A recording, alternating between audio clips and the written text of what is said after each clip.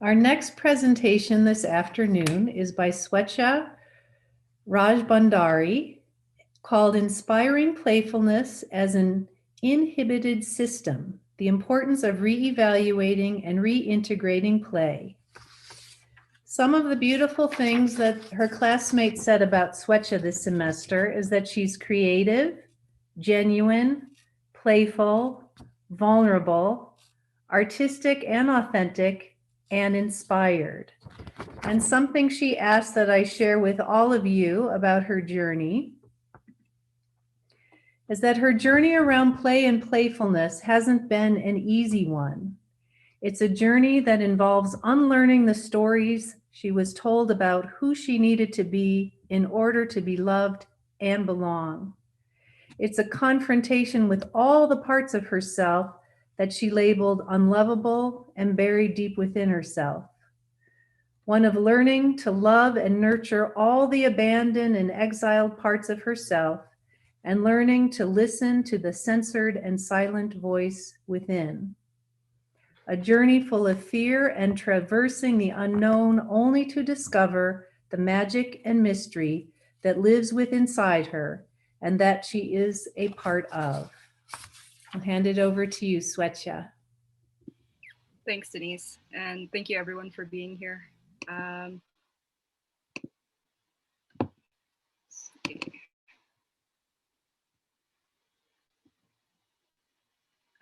So my topic is around play and playfulness and the importance of bringing it back to our cultural and systemic frameworks.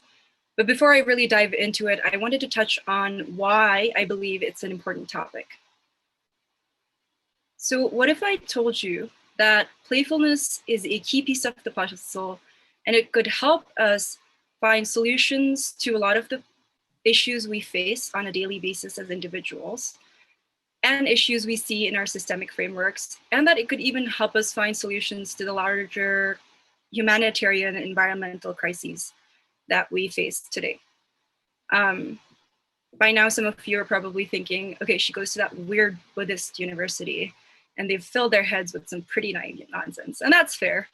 But for the next 15 minutes or so, I'm going to offer some alternate views on play and some research-based evidence around the benefits. And hopefully by the end of it, you'll at least be curious enough to entertain some different perspectives.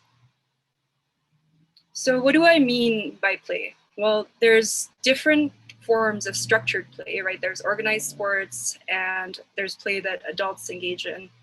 And then there's more of the spontaneous unstructured play that we most often associate with children.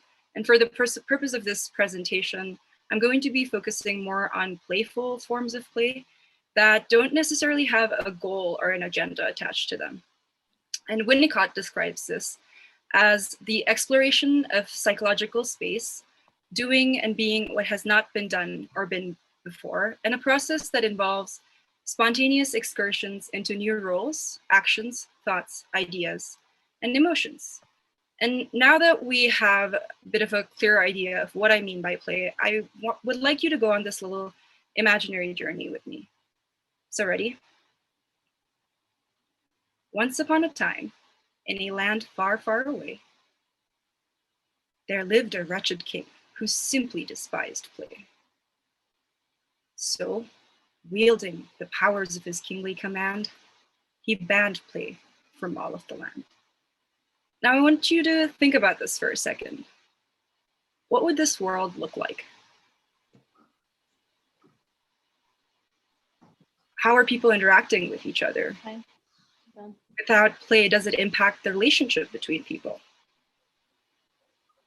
What are the children doing instead of playing? What are they even learning in school? How are they learning in school? And does it change the way parents interact with their children? Does the lack of play affect the individual? What about the larger community?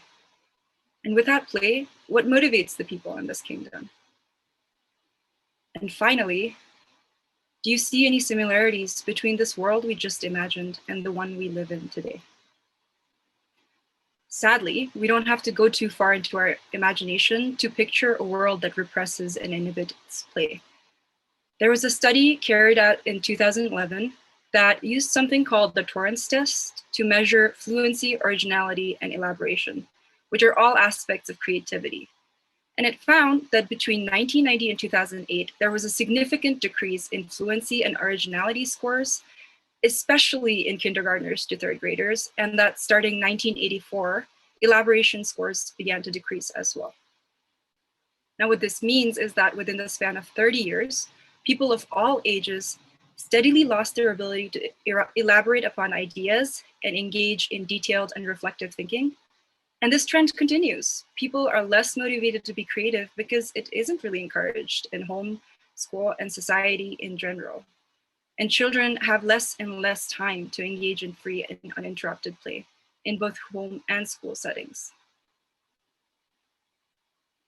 So why does this matter? Why should we care? Well, if this adorable child covered in paint isn't reason enough, here are some benefits of play.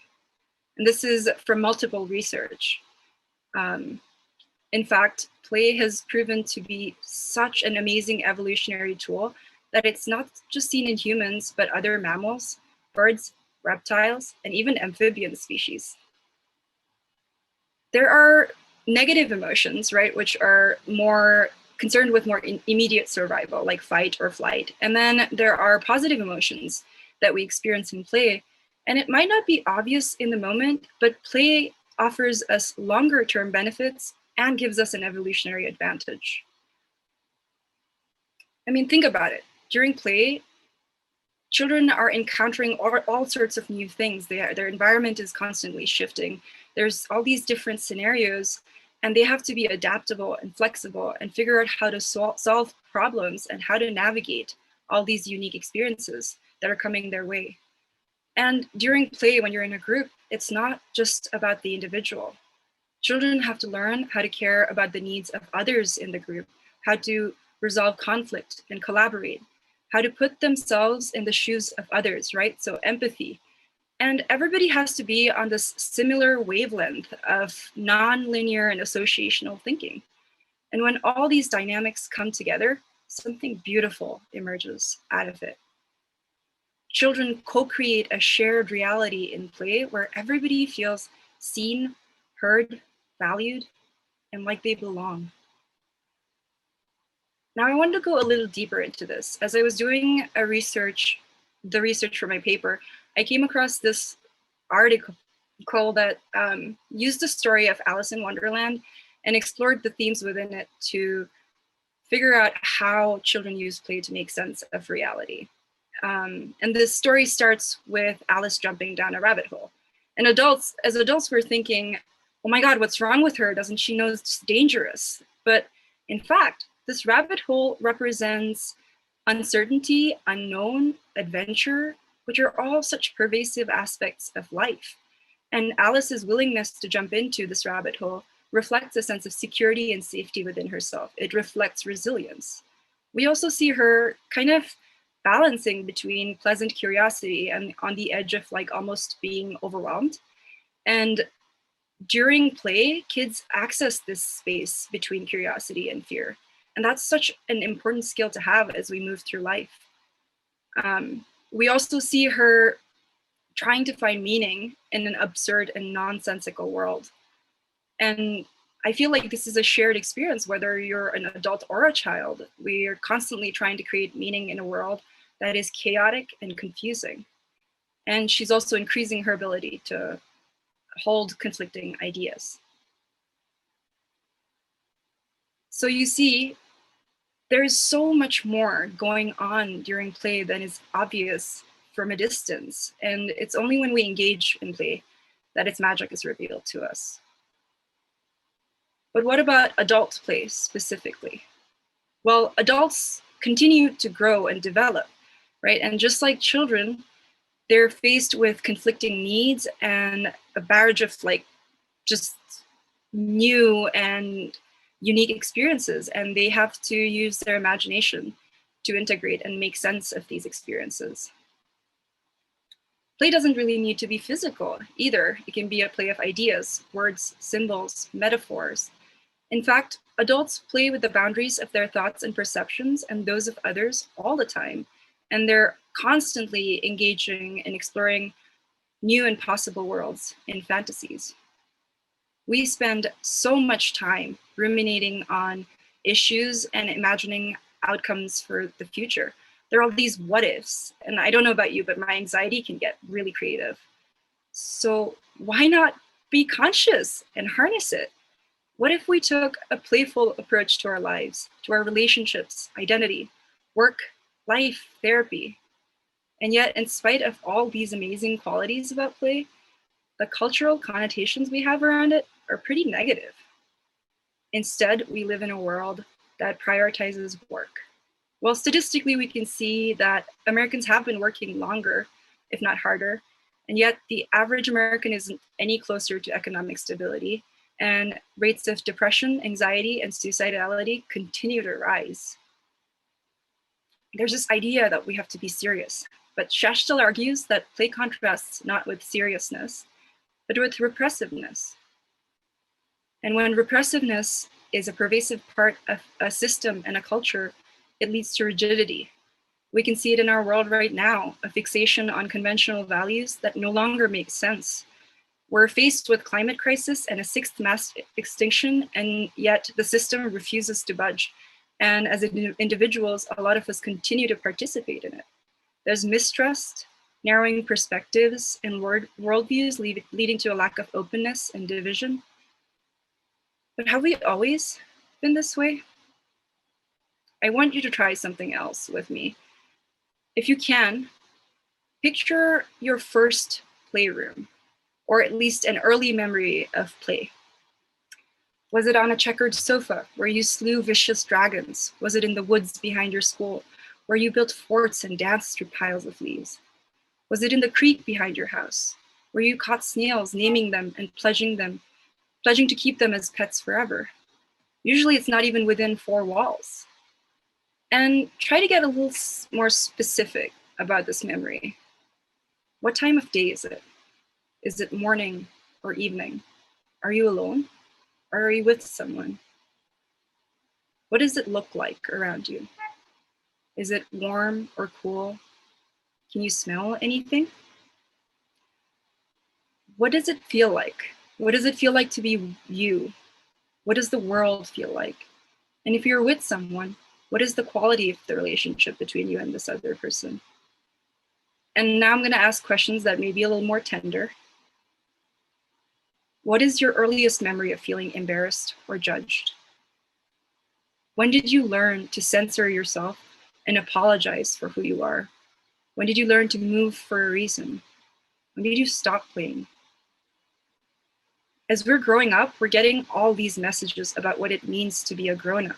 And it can come from well-meaning parents, society, media, friends, but it forces us to retreat into ourselves and start wearing masks. And Palmer describes this concept as a conflict between role and soul. And he talks about how after a certain age, children start to take refuge in play and imagination because that's the only place they can be themselves in a world that's making so many demands on their identity. But as we become more obsessed with succeeding or at least surviving, we lose touch with our souls and disappear into our roles.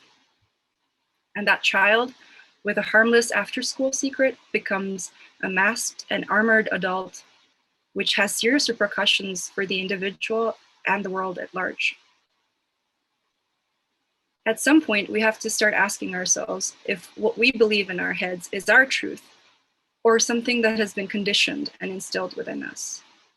How much of what we believe about play and playfulness is something we just learned somewhere else? And more importantly, these stories that we believe in, do they continue to serve us or are they getting in the way of the life we want to live and the world we want to create? As David Corton puts it, when the stories a society shares are out of tune with its current circumstances, they can be self-limiting and even a threat to survival. This is our current situation. I'm not saying that seriousness, pragmatism, and rationality are bad or that work isn't important. But maybe there needs to be a balance. Maybe the current stories we're living by, our paradigms aren't sustainable, and we need a different story. Hopefully one that prioritizes play and playfulness over production, that prioritizes well-being over growth, and a story of not just sustainability, but mutual flourishing, not just for humans, but the entire planet. And living a new story is scary. It's like being asked to jump down that rabbit hole full of uncertainty and unknown, and we're being asked to leave behind what is familiar and comfortable. But in the words of Joanna Macy, it's on that knife edge of uncertainty where we come alive to our truest power. Maybe it's possible for us to come together and find ways of living and being that we haven't even imagined yet, and co-create a beautiful and magical world.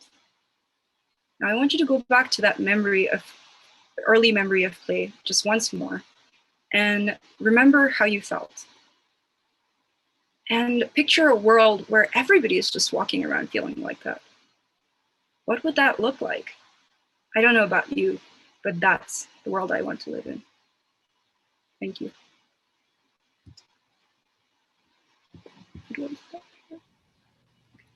Thank you, Swetcha.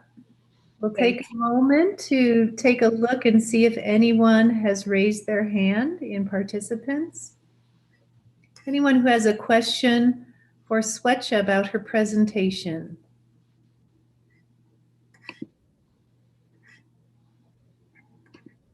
Charlotte, will you unmute yourself? Thank you. Thank you, Swetcha. So beautiful. I'm wondering, will you share some way that you open to play in your own life in this time, in these times, these wild times we're in? Yeah, thank you. Well, I've been working with children a lot, and it's been just amazing to watch them engaged in play.